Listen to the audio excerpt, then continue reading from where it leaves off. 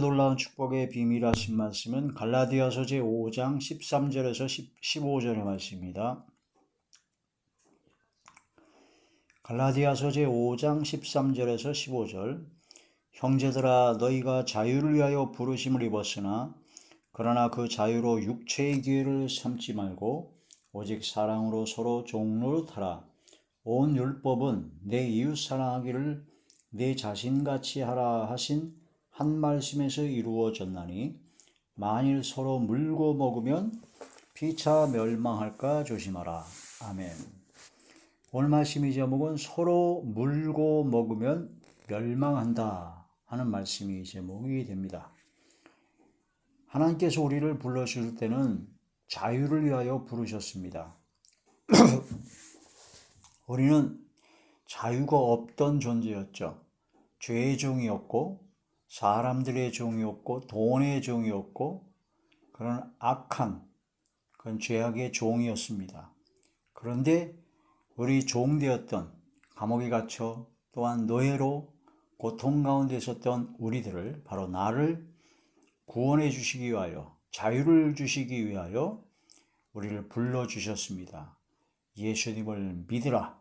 예수님을 믿고 믿음으로 구원받고 자유를 받으라, 자유를 얻으라 하고 자유를 위해서 우리를 불러주신 겁니다. 자유를 위하여 부르심을 입었는데 그래서 그 부르심에 따라 우리가 믿음으로 구원받은 자리에 은혜의 자리에 나왔는데 바로 그 자유로 종에게서 해방돼서 이제 그리스도의 종이 되고 진정한 자유를 누리게 되었는데 그 자유를 가지고 육체의 기회를 삼는 자가 있다. 이 자유롭게 육체의 기회, 육체가 원하는 대로 행할 자유를 누리는 자들이 있다. 그런 착각 속에 빠지는 거죠. 우리가 자유민주주의 국가에 살고 있지만 우리는 자유민주주의 국가죠. 자유롭죠. 그런데 법 안에 있는 법 테두리 안에서 자유로워야 됩니다. 감옥에 갇혀 있으면 자유롭지 못합니다. 그러나 감옥에서 나오면 자유죠. 그러나 그 자유를 가지고 마음껏 한다고 해가지고 그 법 테두리를 벗어나서 다시 범법을 하게 되면 안 된다는 겁니다. 자동차를 가지고 운전하여 자유롭게 운전할 어딘지 갈 자유를 갖고 있습니다. 그러나 그 자유를 육체의 길을 삼아서 과속하고 신호 위반, 차선 위반, 온갖 위반을 다해서 차 사고를 낸다면 그 자유가 잘못된 자유죠. 하나님께서 주신 그 자유를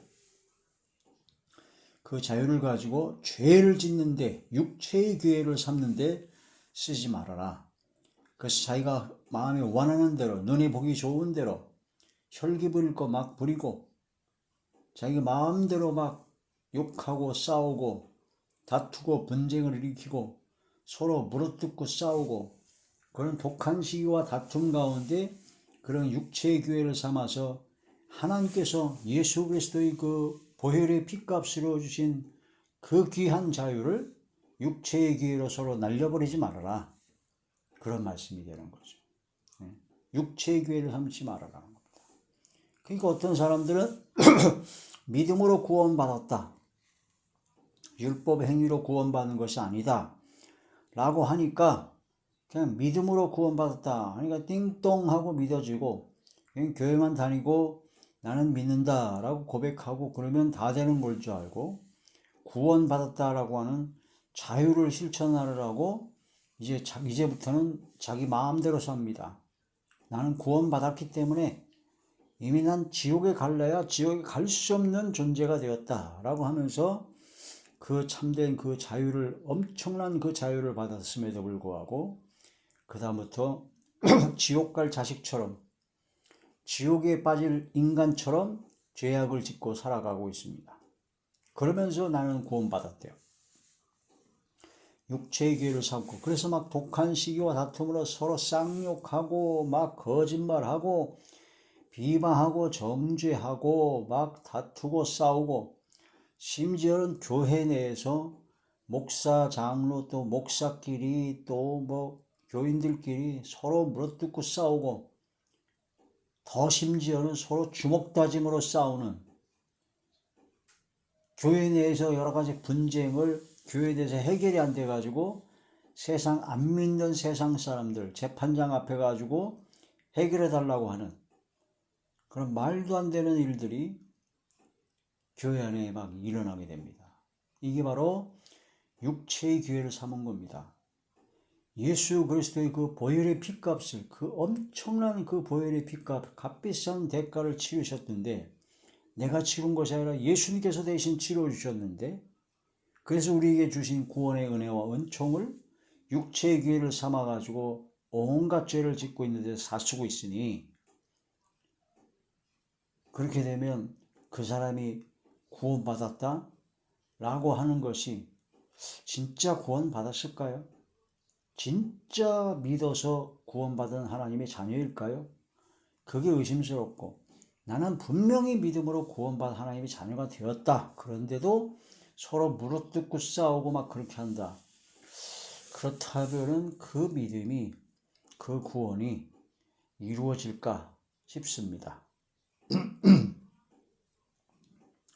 사울왕이 하나님의 특별하신 택하심으로 왕으로, 이스라엘 초대 왕으로 택함을 입었습니다. 그런데 이 사울왕이 하나님 앞에 교만하고 하나님 앞에 범죄하고 하나님께 주신 그런 모든 권세, 그런 걸 가지고 육체의 기회를 삼아서 결국은 하나님께 버림을 받았죠. 그래서 마지막이 아주 처참하게 죽었습니다.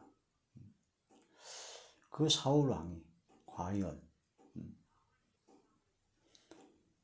이런 여러 가지 말씀을 통해서 우리는 육체의 기회로 삼지 말아라. 네가 믿음으로 구원받았느냐? 진짜 믿었느냐? 진짜 믿음으로 구원받은 하나님의 자녀가 되었느냐? 나 자신 항상 점검해야 된다라는 그런 말씀이 되죠. 지금 뭐 큰 어려움이 없고 별 걱정거리가 없을 때는 저 사람이 진짜 믿는 건지 가짜로 믿는 척 하는 건지 그거 잘 몰라요. 근데 어려움에 처해 보이면, 환난을 당해보면 그 사람의 믿음이 진짜 나옵니다. 코로나 경우를 예를 들자면, 코로나 이전에 사람들이 교회에 많이 모였습니다. 그래서 그 사람들이 다 구원받는 줄 알았죠.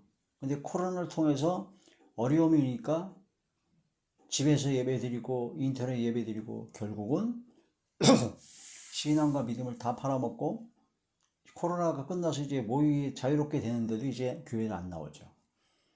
자유롭게 교회도 안 나오고, 교회 나오면은 하나님 말씀으로 자꾸 이거 해라 이거 하지 말아라 자꾸 결박되고 속박되는 것 같으니까 진짜 자유롭게 멸망으로 가는 자유를 갖게 되었다.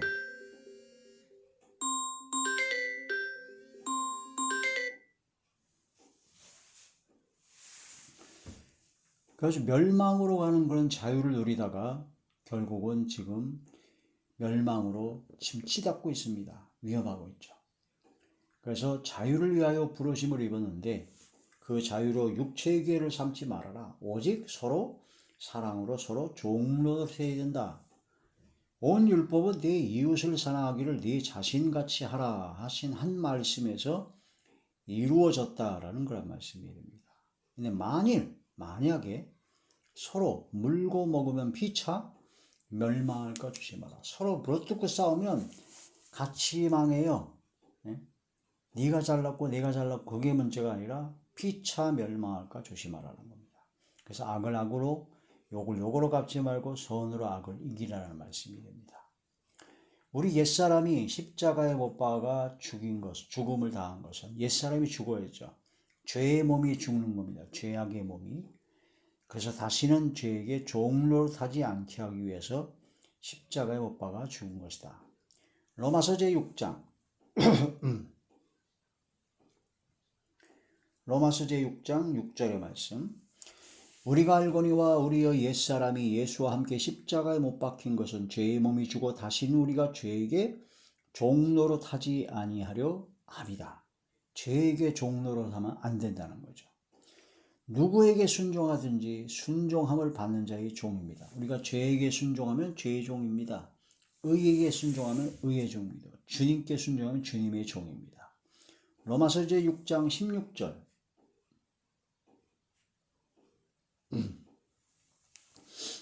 너희 자신을 종으로 내주어 누구에게 순종하든지 그 순종함을 받는 자의 종이 되는 줄을 너희가 알지 못하느냐. 혹은 죄의 종으로 사망에 이르고 혹은 순종의 종으로 의에 이르느니라. 하나님께 감사하리로다. 너희가 본래 죄의 종이더니 너희에게 전하여 준 바 교훈의 본을 마음으로 순종하여 죄로부터 해방되어 의에게 종이 되었느니라. 아멘. 하나님의 종들은 입으로만 떠드는 것이 아니라 바로 하나님께서 원하시는 뜻대로 순종하는 겁니다. 하나님께 원하시는 뜻은 거룩함에 이르는 열매를 맺어 영생을 얻게 하는 거죠. 로마서 제6장 22절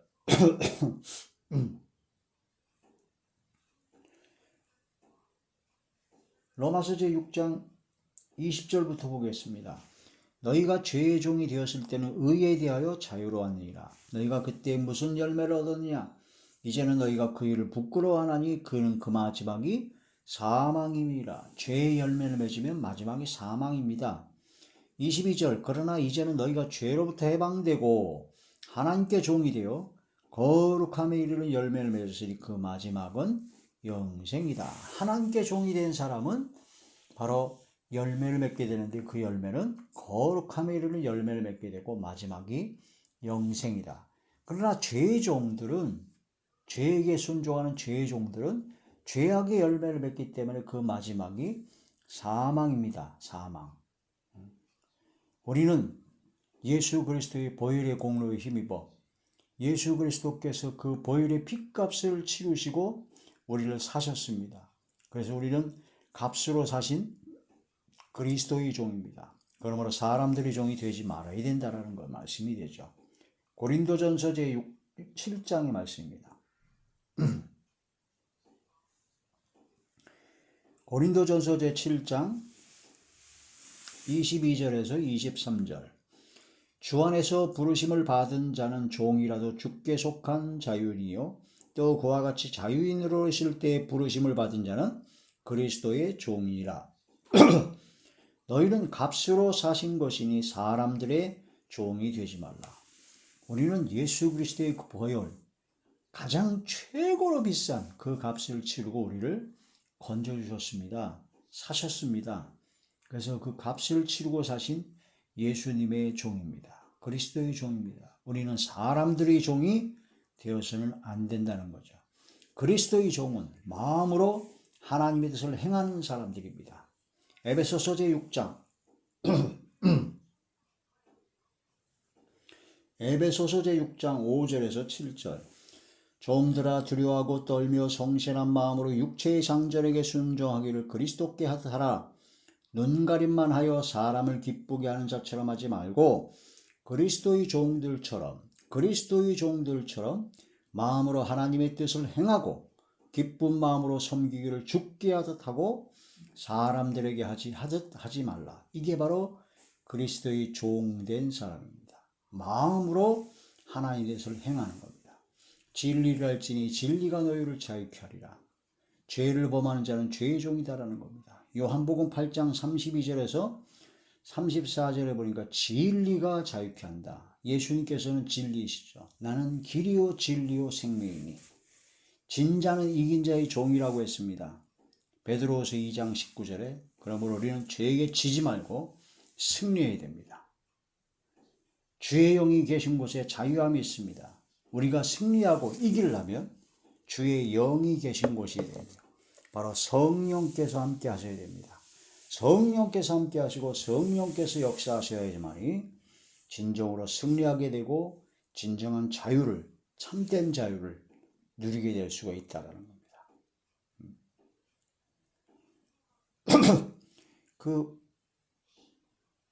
이 나라를 살아가는 데서 나라에서 정한 그 법을 제일 귀찮아하고 싫어하는 사람, 아주 그런 사람이 뭐냐? 법을 지키지 않는 사람들이 싫어합니다. 술을 매우 좋아하는 사람들은요, 음주운전이 적발되면 막 면허가 취소되고 막 그러잖아요. 그 법을 아주 싫어합니다. 왜냐? 술을 먹고 싶거든요. 도둑질하는 사람, 범법하는 사람, 그거를 막는 그 법을 아주 싫어합니다. 오죽했으면 세상이 간음을 행하는 것이 너무너무 좋아서 간음을 하고 원래는 간통죄가 있었는데 지금은 이제 간통죄를 폐지해 버렸잖아요. 아니, 서로 좋아서 그러는데 남편이나 아내 외에 딴 여자 딴 남자를 만나는 거 자기들 자유지 그걸 무슨 법으로 할 것이 있겠느냐. 그래서 간통죄를 폐지해 버린 거예요. 그런 법을 싫어합니다.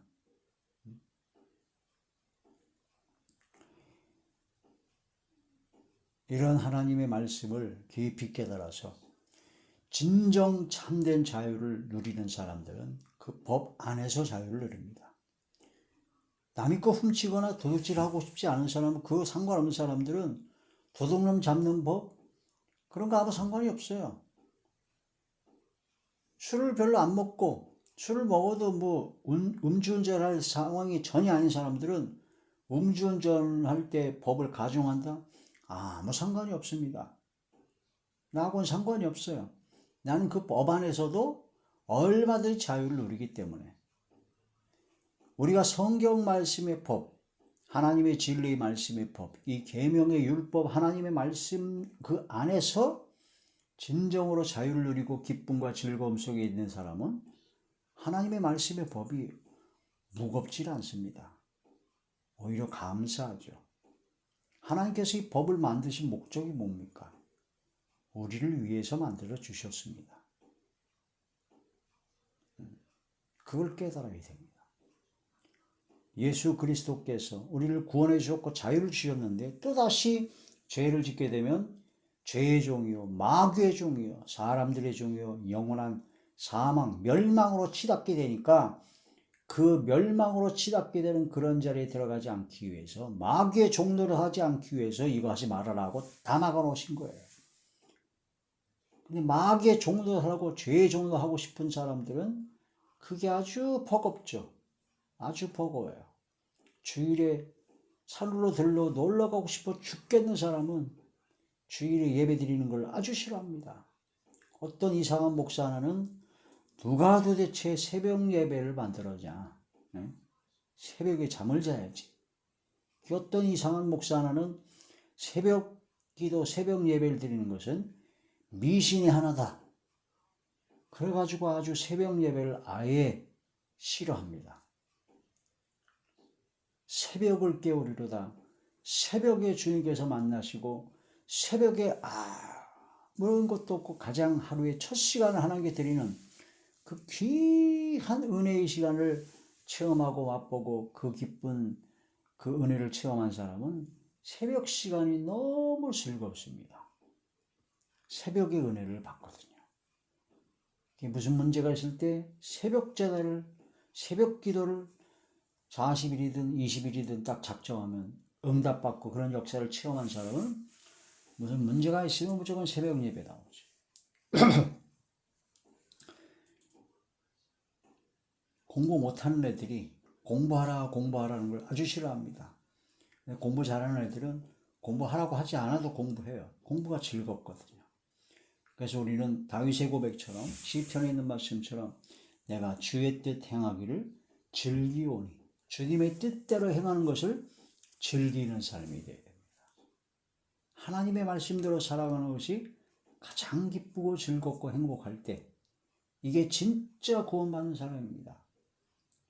하나님 말씀의 뜻대로 행하지 않고 서로 물어뜯고 싸우고 혈기 부리고 자기 하고 싶은 대로 막 내지르고 그러면서도 구원받고 천국은 가고 싶어서 서로 물어뜯고 싸우고 서로 물고 먹으면 피차 멸망한다 그랬는데 그 말씀을 아는지 모르는지 알아도 문제고 모르도 몰라도 문제고 그저 마음에 원하는 대로 눈에 보기 좋은 대로 혈기대로 다투고 싸우고 온갖 악을 행하는 가운데 어떤 자들은 회개도 안 해요. 이미 예수님께서 다 짊어지고 죄를 사해줬기 때문에 회개할 필요도 없다고 그래요. 어떤 이상한 목사는 아예 예수님께서 죄를 다음 대에 지라고 그랬대요. 예수님께서 십자가를 지어서 다 했으니까, 해결했으니까.